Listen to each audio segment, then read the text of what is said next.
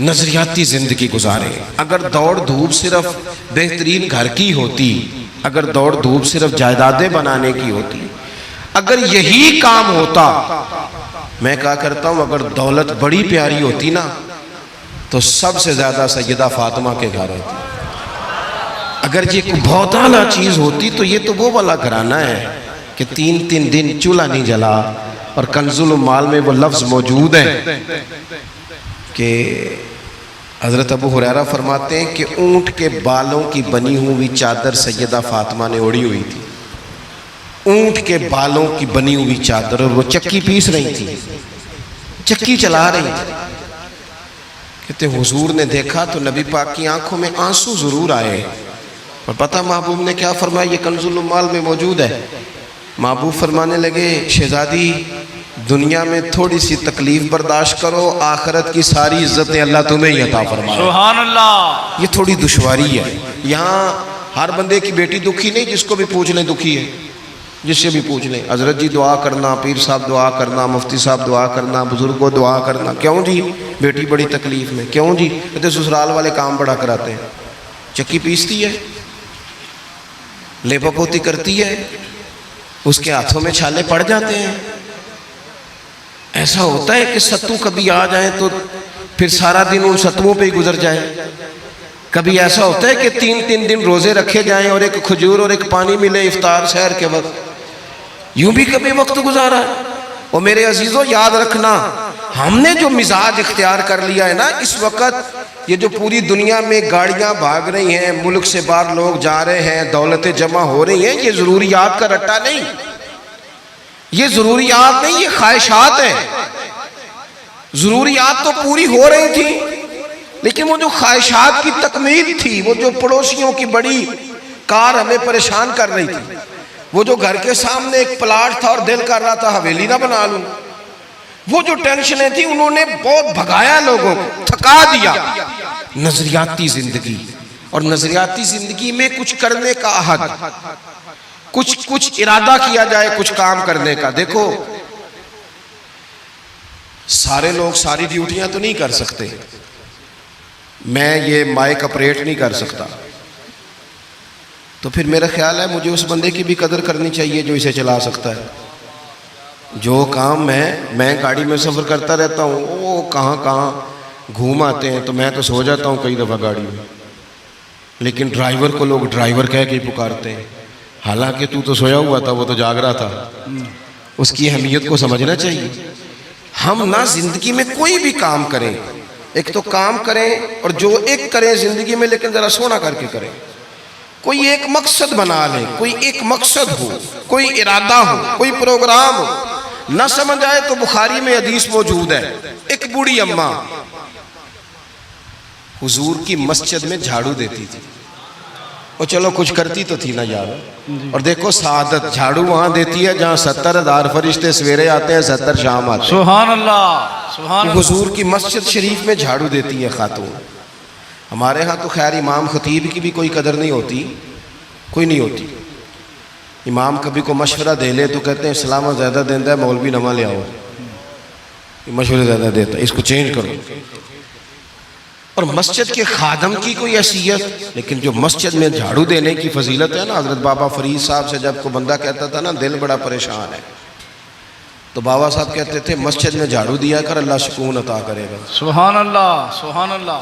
Mic میں نہ بولیں جی، سنیں بات. مسجد میں جھاڑو دیا کر. اٹھ نہ فریدہ ستیا تے خلقت ویکھن جا، تے متے کوئی مل جائی بخشیا تے چل تم ہی بخشیا جا. اٹھ نہ فریدہ ستیا تے جھاڑو دے مسیت، اوے تو ستا ہے تے رب تے جاگدا ہے، تیری ڈاڈے نال پرید. اٹھ نہ کچھ کر. وہ خاتون چلو کوئی کام تو کرتی تھی نا. دیکھو نا گلی سے گزرتے ہیں لوگ، اب وہاں کھڈا ہے، سب کا موٹر سائیکل گاڑی سب تنگ ہوتے ہیں. جو بندہ ابھی گزر رہا ہے نا روڈ پہ، وہ تبصرہ کر رہا ہے کہ دیکھو بلدیہ والے صحیح نہیں کراتے. تبصرہ جو سارے کرتے ہیں، ایک کئی تے ایک دا بڑا، 2 بندے درکار ہیں، رستہ ٹھیک ہو جاتا ہے. پر اتنی محنت کرنے کو کوئی تیار ہے؟ کیونکہ ہمارے ملک میں جو شے سب سے عام ہے وہ تبصرہ ہے. تبصرہ کرو صبح و شام جتنا ممکن ہے، تبصرے کرو، ڈیوٹی یہی ہے ہماری. وہ خاتون مسجد شریف میں جھاڑو دیتی تھی، کوئی زندگی کا مقصد تو بنایا، کوئی نظریہ تو ہے۔ صحابہ نماز پڑھ کے چلے جاتے، خاتون جھاڑو لیتی، حضور کی مسجد شریف میں جھاڑو دیتی، بیمار ہو گئی، قربان جائے، حضور تیمارداری کے لیے تشریف لے گئے، رات کو انتقال ہو گیا، ٹھنڈ کا موسم تھا، حضور کا حکم ہے جلدی تدفین کر دو، صحابہ نے تکلیف دینا مناسب نہ جانا، اس خاتون کی تدفین کر دی۔ سارا کچھ جاننے والے رسول جو فرش پہ کھڑے ہو کے عرش کی خبریں دیں، وہ تشریف لائے اور آ کر کے پوچھا خبر کیوں نہیں دی مجھے اس بوڑھی کے جنازے کی؟ کوئی کام تو کرتی تھی نا، کوئی ڈیوٹی تو تھی نا، خبر کیوں نہیں دی؟ ویسے تو وارث جنازہ پڑھ لے تو دوسرا جنازہ جائز نہیں، وارثوں نے نہ پڑھا ہو تو دوسرا جنازہ پڑھا جا سکتا ہے، حضور تو خود وارث ہے نا ساری امت کے۔ ہائے ہائے بے شک تو رسول کریم قبر پہ کھڑے ہو کے فرمانے لگے صفے بناؤ، میں دوبارہ جنازہ پڑھاؤں گا، سبحان اللہ، میں دوبارہ جنازہ پڑھاؤں گا۔ کیوں؟ زندگی میں کوئی خدمات تو ہے نا، کوئی ڈیوٹی تو ہے نا۔ پہلے تو ہم کچھ کرتے نہیں، اور اگر کرتے بھی ہیں تو صرف دوسروں کا دھیان ہی رکھتے ہیں، دوسروں پر توجہ ہوتی ہے کہ فلانا فلانا، بھئی آپ اپنا کام کریں، کچھ زندگی میں کر گزریں، کوئی ڈیوٹی کریں۔ اگر زندگی نظریاتی ہوگی، دیکھو ڈھیر سارے لوگ ہوتے ہیں، نام میرا ہی شاید آئے گا کہ مدرسہ انہوں نے بنایا ہے، مسجد انہوں نے بنائی، میرا ہی نام آئے گا اگر کہیں میں بناؤں گا، لیکن زمین دینے والے کا بھی ایک کردار ہوتا ہے، اس میں نقشہ نویس کا بھی ایک کردار ہوتا ہے، اس میں ایک اینٹ خرچ کرنے والے کا بھی کردار ہوتا ہے۔ پھر وہ کام ختم نہیں ہوتا، سریا وہ لینٹر ڈالنے والے جو ہوتے ہیں ان میں جو سریا باندھنے والا ہے وہ بھی ایک قیمتی کردار رکھتا ہے۔ پھر کہتے ہیں الیکٹریشین کو بھی بلاؤ، پھر یہاں بھی کام ختم نہیں ہوتا، پھر اور اس کے گرد ڈھیر سارے لوازمات ہیں۔ جو بندہ جو کردار ادا کر، عالم اگر کتاب لکھ بھی دے تو ہو سکتا ہے کتابت نہ کر سکے، اور اگر کاتب بھی ہو تو ہو سکتا ہے اسے پبلش نہ کر سکے۔ تو یہ کچھ نہ کچھ خدمات، کچھ نہ کچھ ڈیوٹیاں۔ حضرت مولا علی شیر خدا نے چھوٹی عمر میں کہا تھا یا رسول اللہ دین کی مدد بھی کروں گا، آپ کی حفاظت بھی کروں گا۔ 63 سال عمر پائی اور ہر میدان میں اگلی صفوں میں، ہر میدان میں اگلی صفوں میں، ہر میدان میں اگلی۔ حضور سے وعدہ کیا تھا یا رسول اللہ ڈیوٹی کریں گے، خدمت کریں گے۔ ہمارے ہاں یہاں تو منصوبہ بندی ہو رہی ہے، امام غزالی سے آ کے کسی نے کہا حضور کو بندہ مخلص ملتا ہی نہیں، یہ بھی غلط ہو گیا وہ بھی غلط ہو گیا، تو امام صاحب فرمانے لگے چل تو ہی مخلص ہو جا، تیری شکل میں تو کچھ لوگوں کو مخلص بندہ مل جائے، کچھ کر تو صحیح نہ صرف تبصرے۔ حضرت مولا کائنات نے عمر مبارک ساری دین کی خدمت میں لگائی، تو جب 63 سال کی عمر میں خنجر لگانا تو لوگ تو کہتے ہیں نا میرے پتر کا دھیان رکھنا اور میرے بچوں کا خیال کرنا اور فلانی ڈیوٹی کرنا، تو جب خنجر لگا تو حضرت علی کیا کہہ رہے تھے؟ فرما رہے تھے مجھے کعبے کے رب کی قسم علی تو کامیاب ہو گیا ہے، یہ دیکھو پانی پرن سہیلیاں تے رنگا رنگ کڑے تے پریا تے اس دا جانیے نا جس دا توڑ چڑھے۔ فرمایا دیکھو میں نے کوئی ارادہ کیا تھا، آج میں کامیاب ہوا۔ باتیں زیادہ نہیں کرنی، بس ختم کرتا ہوں۔ جب یوں نظریاتی زندگی ہوتی ہے نا، نظریاتی، پھر بندہ تھوڑی سی تکلیف بھی سہ لیتا ہے۔ کوئی کام کر رہا ہے نا بندہ، صحیح بخاری میں حدیث ہے، ایک خاتون نے آ کے عرض کیا تھا یا رسول اللہ صلی اللہ علیہ وسلم مجھے مرگی کا مرض ہے، بڑی تکلیف میں ہوں۔ اللہ کے محبوب علیہ السلام سب کے لیے دعا کرتے، بلکہ حضور تو دست شفا پھیرتے تو اللہ کرم فرما دیتا، لیکن نبی پاک صلی اللہ علیہ وسلم کی خدمت میں عرض کی یا رسول اللہ صلی اللہ علیہ وسلم مرگی ہے۔ تو آج حضور نے انوکھی بات کی، وہ پیچھے صاحبزادہ بشیر صاحب تشریف لائیں، آگے تشریف لے آئیں۔ نبی پاک صلی اللہ علیہ وسلم نے نا جی آج نظریہ سمجھایا، توجہ ہے آپ دوستوں کی میری بات پر۔ حضور فرمانے لگے اگر تو کہے تو میں دعا کرتا ہوں اللہ شفا دے دے گا، اور اگر تو کرے صبر، معنی کیا ہے؟ مرگی کے ساتھ ہی گزارا کرے، اگر کرے صبر تو پھر میرا وعدہ ہے رب جنت عطا کرے گا۔ سبحان اللہ۔ ویسے ہم پیر صاحب کے پاس، سید صاحب کے پاس، بزرگوں کے پاس جائیں، پیر صاحب ہمیں کہیں کہ گوڑا ٹھیک کرانا ہے درد کے یہاں جنت چاہیے، ساڑھا کی جواب ہے اے گوڑے دا کچھ کرو نا جی، یہ سون نہیں دینا، یہی جواب ہے نا۔ لیکن نظریاتی لوگ نظریاتی ہوتے ہیں۔ نبی پاک صلی اللہ علیہ وسلم نے فرمایا کہ تو بتا، اگر تو کہے تو دعا کرتا ہوں اللہ شفا دے دے گا، اور اگر صبر کرے تو پھر تیرے لیے جنت ہے۔ اس خاتون نے 1 منٹ نہیں لگایا سوچنے پہ، یہ نظریاتی لوگ ہوتے ہیں۔ عرض کی یا رسول اللہ آپ دعا کر دیں رب مجھے جنت ہی عطا کرے۔ سبحان اللہ۔ کیا مطلب کہ میں گزارا کر لوں گی مرغی کے ساتھ، صبر کر لوں، مجھے اللہ جنت دے۔ حضور نے دعا کر دی۔ خاتون عرض کرنے لگی حضور جب مرغی ہوتی ہے تو جسم سے کپڑا ہٹ جاتا ہے، حیا آتی ہے، خاتون ہوں، عورت ہوں، تکلیف محسوس کرتی ہوں۔ محبوب نے دعا کر دی۔ صحابہ کہتے ہیں جتنی بھی مرغی ہوتی تھی اس کے کپڑے نہیں جسم سے ہٹتے تھے، جتنی مرضی بھی ہو کپڑا قائم رہتا تھا۔ دیر تک وہ بوڑھی اماں زندہ رہیں۔ خواتین ایک دوسرے سے کہا کرتی تھی کسی نے جنتی دیکھنی ہے تو اس بی بی کو دیکھو، اسے دنیا میں حضور نے جنت کی بشارت عطا کی۔ سبحان اللہ۔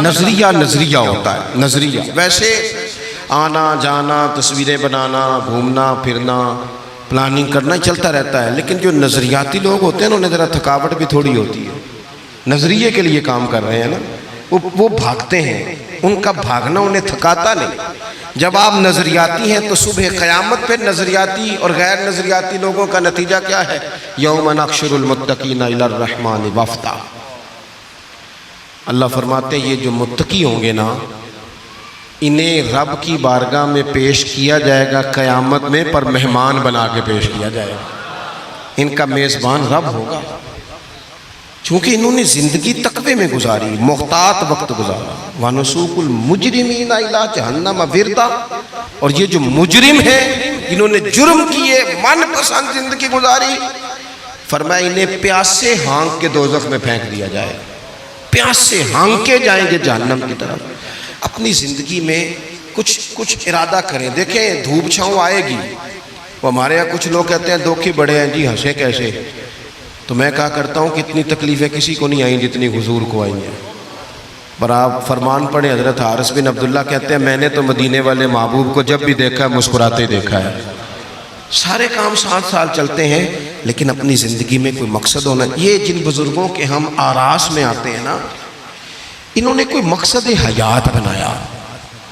یہ مت سمجھنا کہ ساری زندگی پھولوں پہ گزری، یہ عرس وغیرہ یہ سارے کام بعد میں ہوتے ہیں، بعد، ورنہ ڈھیر سارے صوفیاء ایسے ہیں جنہوں نے روڑے کھا کے وقت گزارا، بڑے ٹھیک ٹھاک روڑے کھائے، بڑی تکلیفیں برداشت کی، اور ان کی اگر آپ تاریخ پڑھیں گے تو بڑا کچھ ان کے ساتھ کیا گیا، بڑے معاملات ہوئے۔ ایسا نہیں یہ شہادت گاہ الفت میں قدم رکھنا لوگ آسان سمجھتے ہیں مسلمان ہونا، یہ بڑا مشکل کام ہے، اس سے ہو کے گزرنا پڑتا ہے۔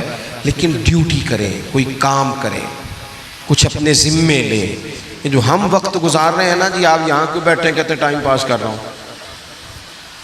تو میں کہتا ہوں اتنا ٹائم کہاں سے آیا جو آپ کو پاس کرنا پڑا؟ بہت سارے لوگ کہتے ہیں جی میں بور ہو رہا ہوں، تو میں کہتا ہوں یار بور ہونے کا ٹائم بھی تو ہونا چاہیے نا بندے کے پاس۔ آپ کے پاس ٹائم زیادہ ہے اس لیے بور ہو رہے ہیں، ہمیں تو ٹائم ہی نہیں ملتا بور ہونے کا۔ تو جب کوئی کام کرنا ہے آپ نے، جب آگے بڑھنا ہے، کچھ مقاصد حسنہ حاصل کرنا ہے، کچھ امور خیر سر انجام دینے، پھر زندگی میں ان کو طے کریں اور ان پر کام شروع کر دیں۔ دھوپ بھی آئے گی، چھاؤں بھی آئے گی، سکھ بھی آئیں گے، دکھ بھی آئیں گے، لیکن قافلہ رواں دواں رہنا چاہیے۔ اللہ تعالیٰ اس آستانہ نور کو ہمیشہ سلامت رکھے۔ میرا ایک اور جگہ پہ وعدہ تھا، مجھے وہاں آگے بڑھنا ہے۔ یہ جو محفلیں ہوتی ہیں یہ کبھی بھی ان کو شخصیات کی محفلیں نہیں بنانا چاہیے، ساری تقریری نظریے پہ کی ہے۔ محفلیں تو حضور کے نام کی، کوئی آئے گا کوئی جائے گا، یہ تو سلسلہ چلتا رہتا ہے، اس میں کبھی بھی یہ فوکس نہ کریں۔ آپ حضرت کے لیے آئے ہیں، بزرگوں کے لیے آئے ہیں۔ میں نے جب وعدہ کیا تھا تبھی گزارش کی تھی کہ مجھے اتنے کو بجے آپ موقع دے دیں تاکہ مجھے آگے بڑھنا ہے۔ کسی دوست کو اٹھنے کی ضرورت نہیں، بزرگ بیٹھے ہیں، سادات بیٹھے ہیں، یہ ٹھیک نہیں ہوتا، اچھا نہیں ہوتا۔ اطمینان سے بیٹھے آپ لوگ، صرف وہ 2-4 ایک سنگی جو میرے ساتھ ہیں وہ تشریف لے جائیں گے، باقی مرتب پروگرام ہے وہ اپنی ترتیب سے آگے بڑھے گا۔ آخر دعوانا الحمد